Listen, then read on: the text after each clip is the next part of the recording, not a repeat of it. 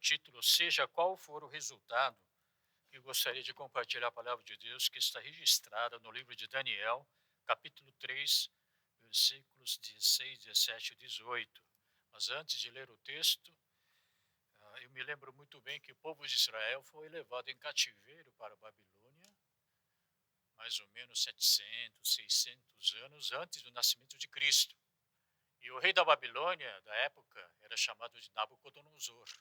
E esse Nabucodonosor baixou uma ordem, uma lei, que obrigava que todos os povos adorassem o Deus que ele adorava e que todos se curvassem diante da estátua que ele mandou erguer. Claro que os três amigos de Daniel, que eram fiéis ao Senhor, recusaram a aceitar essa ordem. Como resultado, eles foram lançados na fornalha. E antes de serem lançados, então, vejamos o que eles disseram ao rei. Sadraque, Mesaque e Abidnego responderam assim: ó rei Nabucodonosor, nós não vamos nos defender, pois se o nosso Deus, a quem adoramos, quiser, ele poderá nos salvar da fornalha e nos livrar do seu poder, ó rei. E mesmo que o nosso Deus não nos salve, o Senhor pode ficar sabendo que não prestaremos culto ao seu Deus, nem adoraremos a estátua de ouro que o Senhor mandou fazer. Amém. Irmãos, dizem que a vida é uma sucessão de escolhas e decisões. Por exemplo, hoje de manhã, quando acordou, você tinha que escolher entre vestido branco, amarelo, preto, qual par de sapatos usar, qual rumo a tomar para vir até a igreja. Uma vez que entrou nesse salão, você tinha que escolher onde sentar, na frente, atrás, no meio. Na Bíblia, também há muitas situações em que os filhos de Deus, o povo de Deus, teve que fazer suas escolhas e tomar suas decisões.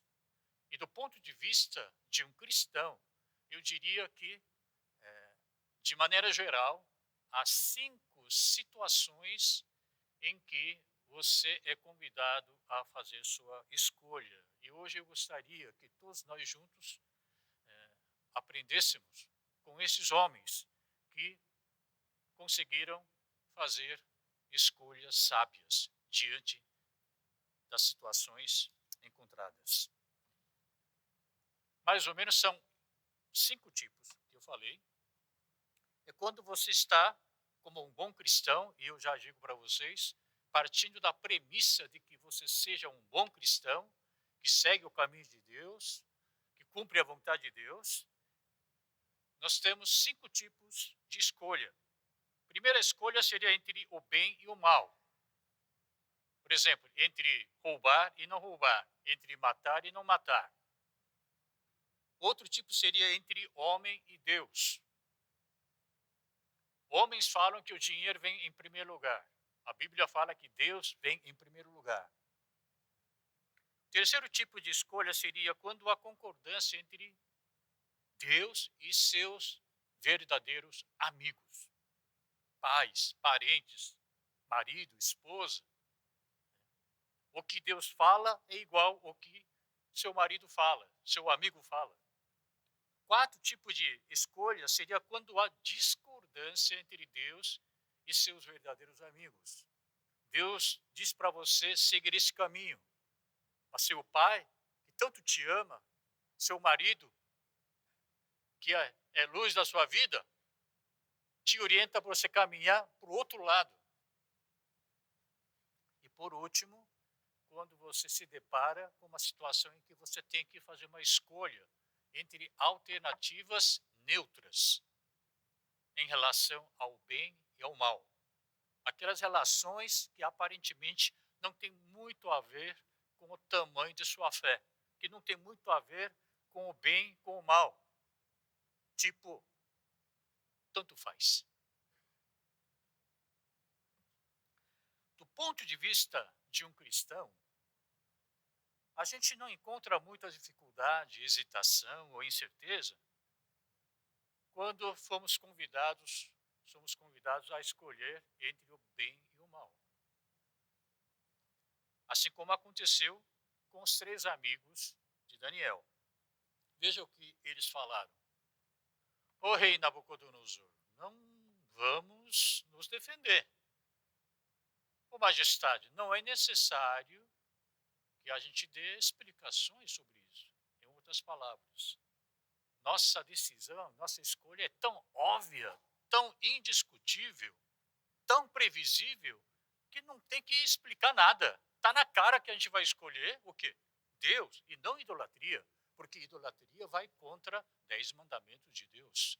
Portanto, digo novamente, partindo da premissa de que você é um bom cristão e eu sou um bom cristão, para mim não resta dúvida. Claro que eu vou escolher Deus e não ídolo.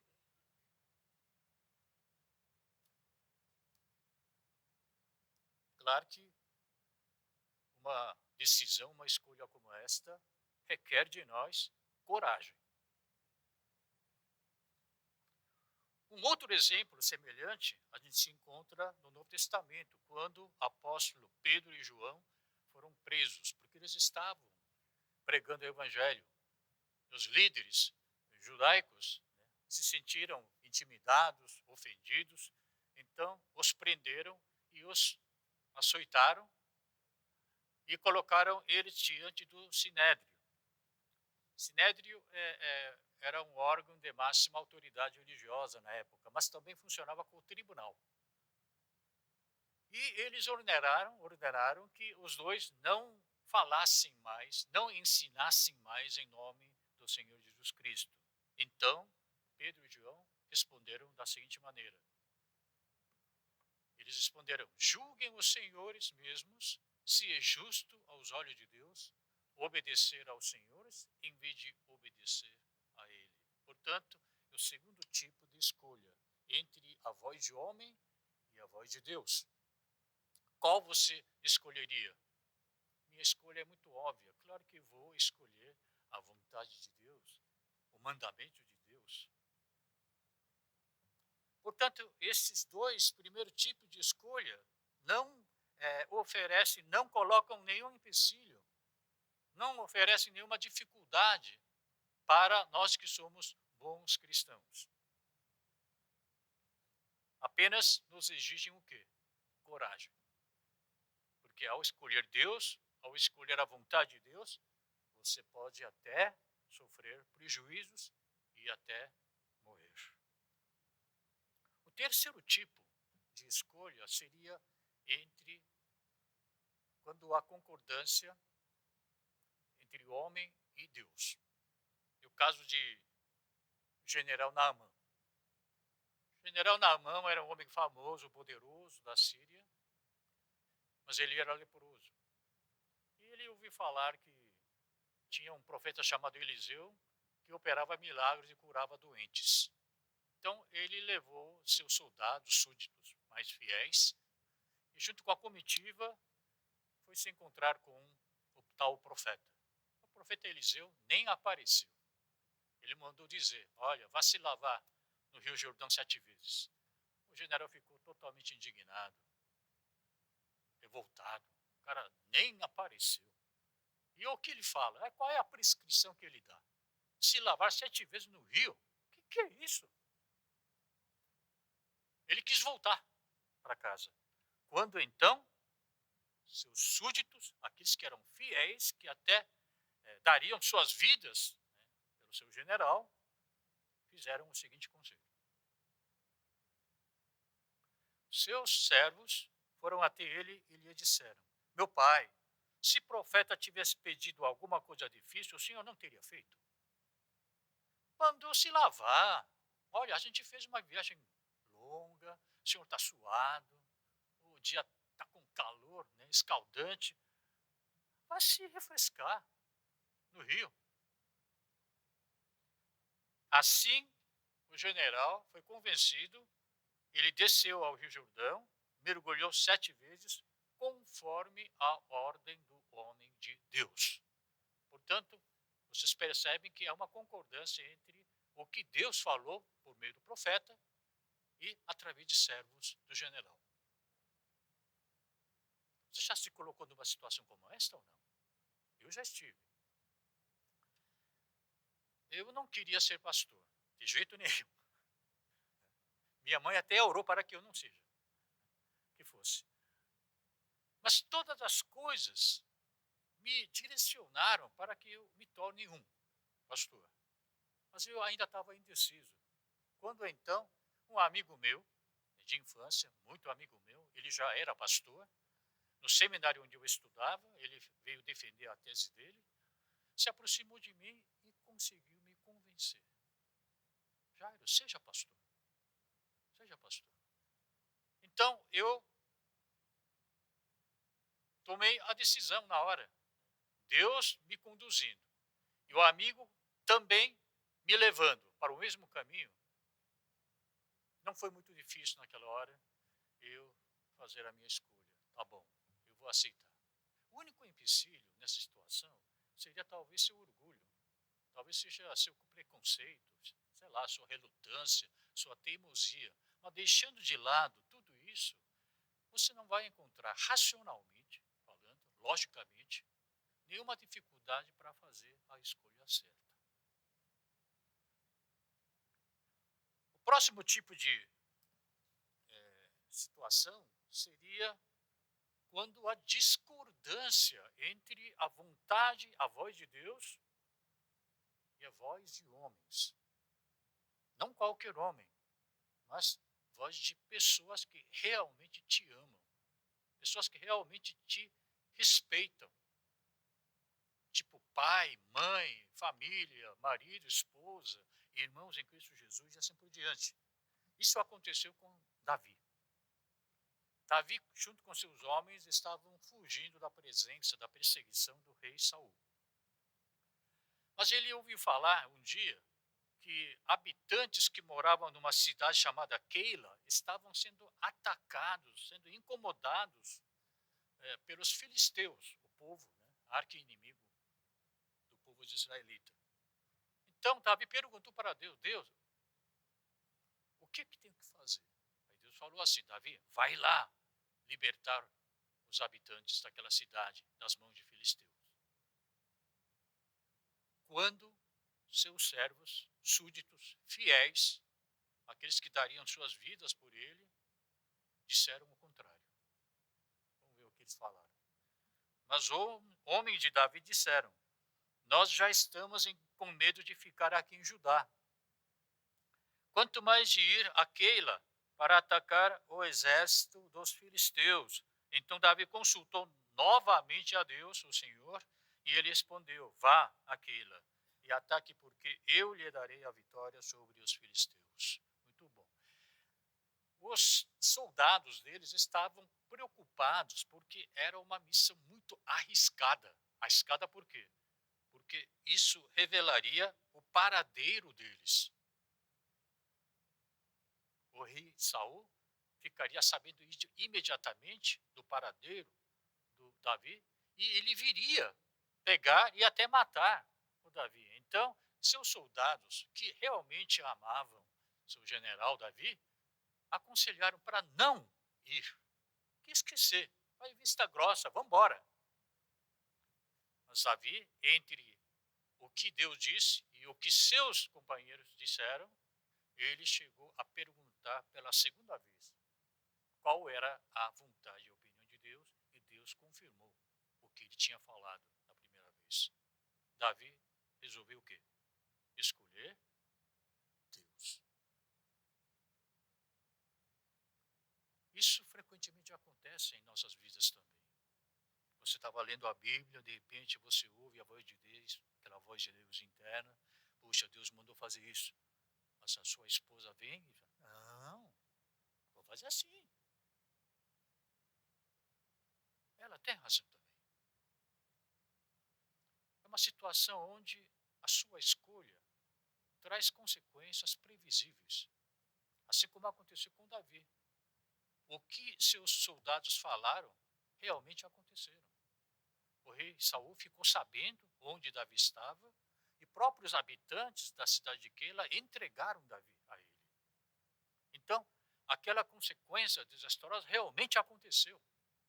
No entanto, a gente sabe toda a história do rei Davi. Deus o poupou a vida, o protegeu e no fim, ele acabou sendo o segundo rei de Israel. Quando a pessoa que me ama de verdade tem uma opinião divergente da vontade de Deus, você fica em um dilema.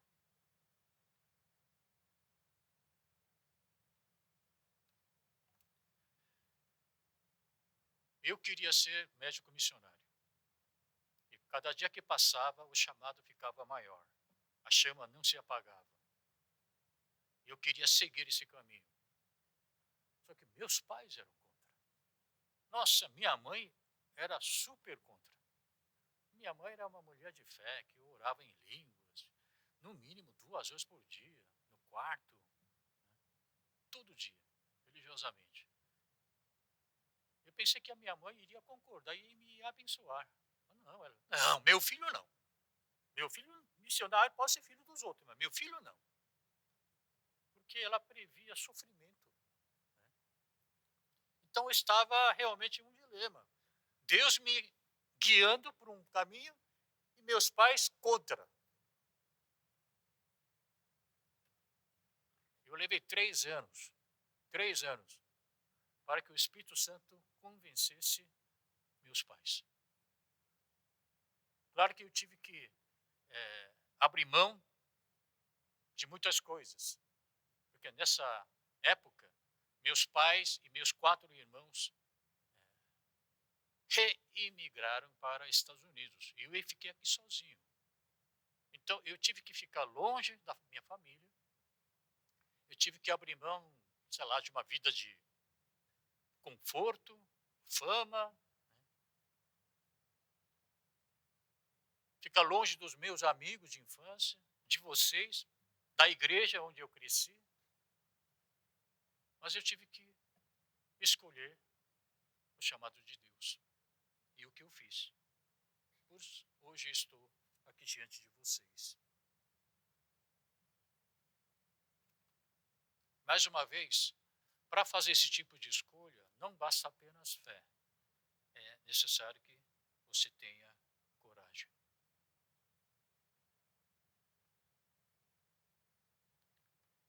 Uma coisa semelhante também aconteceu com o apóstolo Paulo. O apóstolo Paulo, quando ele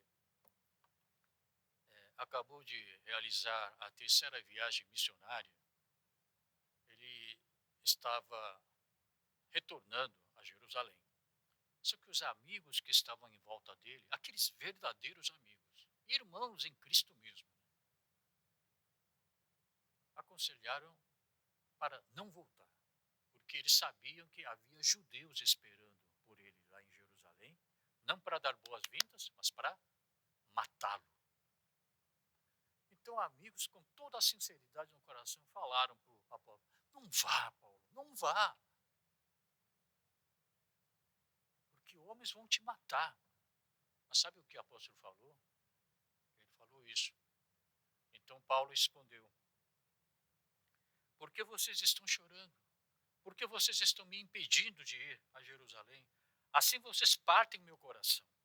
Estou pronto não apenas para ser amarrado, mas também para morrer em Jerusalém pelo nome do Senhor Jesus Cristo. Qual era a vontade de Deus para com ele? Que ele fosse até onde? Até Roma, para divulgar o Evangelho. Para isso ele tinha que passar por uma fase intermediária. Por isso ele quis voltar para Jerusalém. Olha, a vontade de Deus num lado, a voz dos homens, aqueles verdadeiros amigos que realmente te amam, no outro lado. Há uma discordância. O apóstolo Paulo resolveu escolher a vontade de Deus.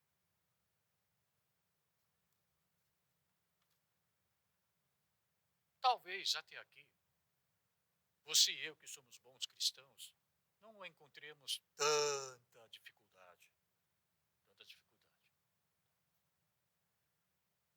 Mas por incrível que pareça, nossa maior dificuldade é quando nós estamos para escolher alternativas aparentemente neutras, que não tem nada a ver com o bem, com o mal. Aquelas alternativas que aparentemente não tem muito a ver com a nossa fé. Tipo, eu passei no vestibular 4, 5 faculdades. Em qual faculdade me ingressar? Sei lá, vai escolher, de acordo com o seu gosto, preferência ou sua condição financeira. Será que eu largo esse emprego e abraço outro? Sei lá. Eu sei que é uma decisão, uma escolha importante, que pode até mudar seu futuro, mas não tem muito diretamente a ver com o tamanho de sua fé. Não é questão de o bem ou o mal. Será que eu compro esse ponto comercial ou não? Será que eu faço mudança? Moro nessa cidade, na outra cidade? Ou talvez, será que eu continuo morando aqui no Brasil? Ou vou para, sei lá, Austrália, Estados Unidos? Volto para a Coreia do Sul? Ou tento a minha vida na Europa? Sei lá, tanto faz. Vai depender muito de fatores circunstanciais e monte de variáveis. Não necessariamente com a sua fé. Mas nessas horas em que nós cristãos ficamos um pouco hesitantes, indecisos.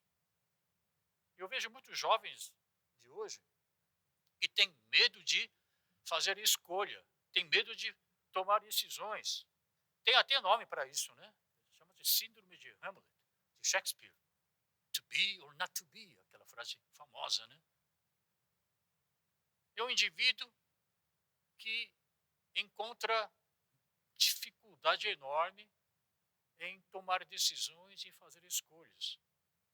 Geralmente é uma pessoa inteligente, tipo perfeccionista, que antes de fazer qualquer tipo de escolha, faz uma pesquisa preliminar exaustiva, prós e contras, aplica gama de conhecimentos, experiências, reflete muito, muito, mas reflete tanto que na hora de tomar decisão, fazer escolha, ele se sente totalmente paralisado. E acaba transferindo o poder de decisão para os outros. E por que ele faz isso? Porque ele tem medo de errar. Ele tem medo de assumir responsabilidades do resultado gerado por sua escolha. Tem medo de receber críticas tipo, não te falei, cara? É, deu no que deu. Não falei para não casar com aquela moça, ela é uma víbora. Falei para você não fazer sociedade com aquele rapaz, cara é vagabundo, ele não presta. Falei para você não comprar isso. Olha, são pessoas que têm medo de receber críticas alheias, zombarias. O que você faz geralmente quando você se depara a uma situação como esta? Você ora a Deus. Claro, eu faço isso. A ou B, o C ou o D. Eu me curvo diante de Deus, Senhor, por favor, me dê sabedoria. Como eu sou casado, eu falo com minha esposa, querida, fale com Deus. Fale com Deus, né? Depois a gente vê o que Deus falou para cada um de nós. A gente junta as respostas. Tem irmão que lança a mão daquela prática, né? Abre a Bíblia aleatoriamente e lê a passagem. Ah, essa é a resposta de Deus.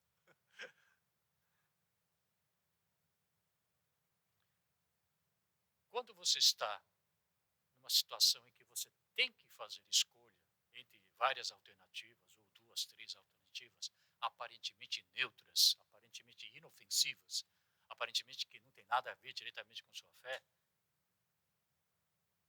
você precisa ter convicção de uma coisa.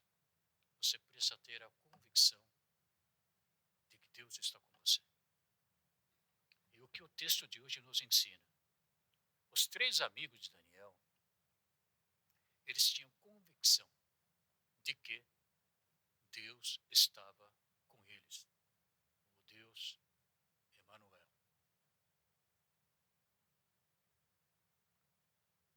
Eles tinham a convicção de que se Deus está conosco, vai dar tudo certo.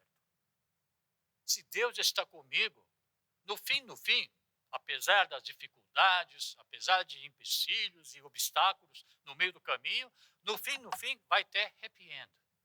Vai dar tudo certo. Por quê? Porque Deus está comigo. O texto de hoje nos ajuda a lidar com o resultado gerado por nossa escolha. Tudo que acontece na vida é multifacetado. Envolve várias dimensões, aspectos e interpretações. E o único aspecto que eu gostaria de ressaltar hoje, através da história desses três amigos de Daniel, é que esses três amigos levantaram duas possibilidades no que tange ao resultado da sua escolha. Repito, os três levantaram duas possibilidades no que tange ao resultado da escolha que eles fizeram. Eles levantaram a possibilidade de ter resultado positivo, em primeiro lugar. Então vejamos o texto novamente. Eles falaram assim: pois se o nosso Deus, a quem adoramos, nosso Deus Emanuel, que está conosco, se ele quiser, ele poderá nos salvar da fornalha e nos livrar do seu poder, rei. Então, de maneira categórica, ostensiva, eles falaram: Deus Emanuel estará conosco e nos salvará. Vai dar tudo certo. Irmão, você precisa ter esse tipo de convicção. Se Deus está comigo, seja qual for o resultado,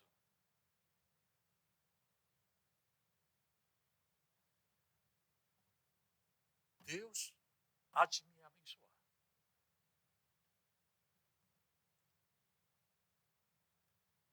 Precisa confiar no Senhor.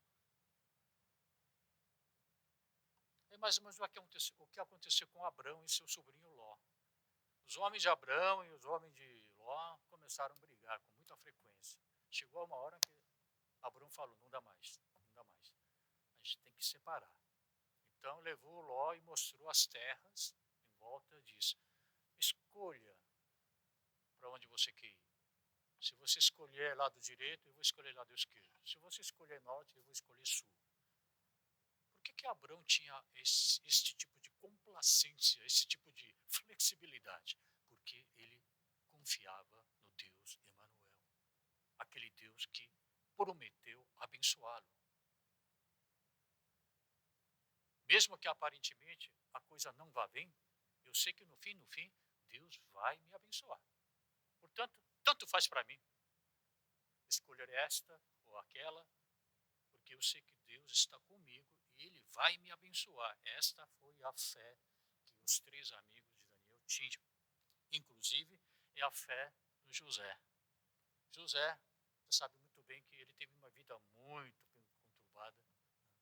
Altos e baixos, foi injustiçado, vendido, traído, né? Ainda na sua adolescência. Né? Mas quando ele se encontrou novamente aos 30 anos de idade, o que ele falou? Ele falou assim: vocês planejaram o mal contra mim, mas Deus o planejou para o bem.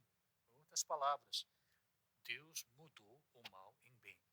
É acreditar fielmente que Deus tem capacidade e poder de transformar o mal em bem. É capaz de transformar resultado ruim em resultado bom no final da história.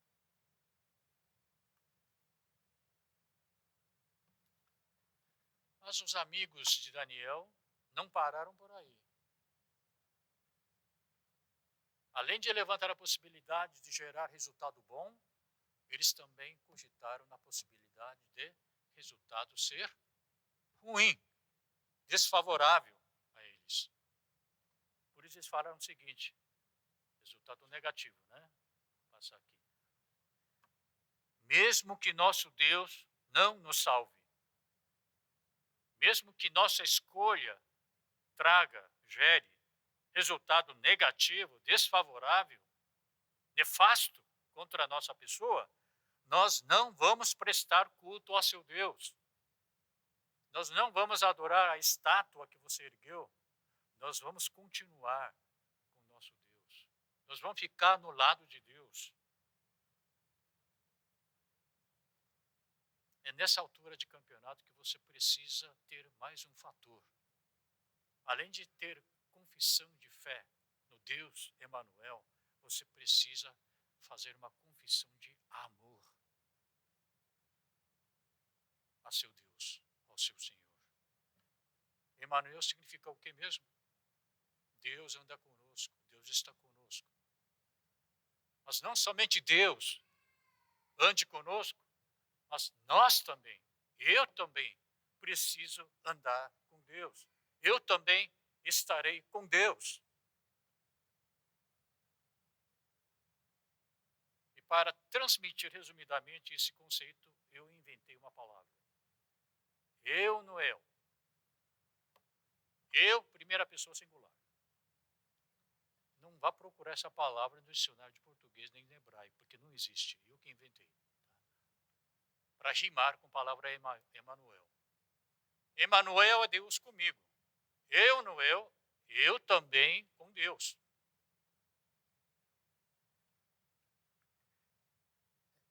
É uma declaração de amor, irmão. Poucas palavras, poucas pessoas na Bíblia declararam esse tipo de amor a Deus, na verdade. Enoque andou com Deus e Noé andava com Deus. Não somente Deus anda comigo, mas chegou a hora de eu também declarar a Deus que eu também andarei com o Senhor. Não somente Deus está do meu lado, mas eu também estarei no lado de Deus. Não é isso que vocês fazem na cerimônia de casamento? Noivo e noiva trocam votos de amor. Eles declaram, com aquele olhar, brilhante, cheio de paixão e amor, dizem que tanto na saúde quanto na enfermidade, tanto na riqueza quanto na pobreza, tanto na alegria como na tristeza. Em outras palavras, seja o resultado bom ou ruim, nós vamos permanecer juntos até a morte. Não foi isso que você declarou quando se casou? Muitas vezes, marido e mulher tomam decisão juntos, fazem escolha juntos. E suponho que o resultado não foi tão satisfatório como vocês esperavam. Mas nem por isso vocês se separam. Ou vocês se separam. Nosso noivo, Senhor Jesus Cristo, já fez seu voto de amor para nós, que é a noiva, a igreja. Ele falou isso para nós. Eu estarei sempre com vocês até o fim dos tempos. Foi a declaração do noivo, Jesus. Eu estarei com você, irmão. Eu estarei com você, irmã, até o fim dos tempos. Chegou o momento de nós também fazermos o voto de amor a Ele e não cometer os mesmos erros que os discípulos do Senhor Jesus Cristo cometeram. No Monte de Getsêmani, Jesus tão indignado, se sentindo tão solitário, falaram para os seus discípulos que estavam dormindo, nem sequer por uma hora vocês conseguem estar acordados comigo. Quando ele foi chicoteado, foi julgado, nenhum dos 12 estava por perto. Talvez o Pedro, mas ele negou. Quando ele foi crucificado, todos eles estavam afastados. Não havia nenhum discípulo presente por perto. Nós não vamos cometer os mesmos erros. Jesus declarou seu amor por nós. É hora de nós declararmos nosso amor por Ele também. Por isso o apóstolo Paulo diz o seguinte, que eu encaro isso como uma confissão de amor. Ele diz, pois estou convencido de que nem a morte, nem ninguém, nem será capaz de separar do amor de Deus. Em outras palavras, pois eu também não vou deixar que nem a morte, nem ninguém me separe de Deus. Essa devia ser a sua confissão, a minha confissão. Para resumir a mensagem de hoje, você está diante de várias ou duas alternativas. Se você manter no seu coração essa confissão de fé, essa confiança no Deus Emanuel, aquele Deus que está com você, e ao mesmo tempo, se você conseguir manter sua confissão de amor, de que eu também estarei com o Senhor, seja qual for o resultado da minha escolha, então você se sentirá muito mais seguro, muito mais, como é que diria, autoconfiante e muito mais livre para tomar decisões e fazer escolhas. Por quê? Porque você estará preparado para lidar com qual, seja qual for o resultado que sua escolha vai gerar. Que essa bênção seja nossa, né? Nós temos muitas escolhas, decisões a tomar pela frente, tá? Se lembre dessa palavra. Guarde a palavra Emanuel, Eunuel, na sua mente, para que você se sinta totalmente livre para fazer qualquer tipo de escolha em Cristo Jesus. Vamos orar. Senhor Deus, obrigado por essa palavra que me ajudou a aprimorar a técnica de escolha. Me ajudou a fazer decisões e tomar decisões corretas. Por isso eu oro neste momento que a graça do nosso Senhor Jesus Cristo e o grande amor do nosso Deus Pai e a comunhão do Santo Espírito esteja comigo, esteja com cada um dos irmãos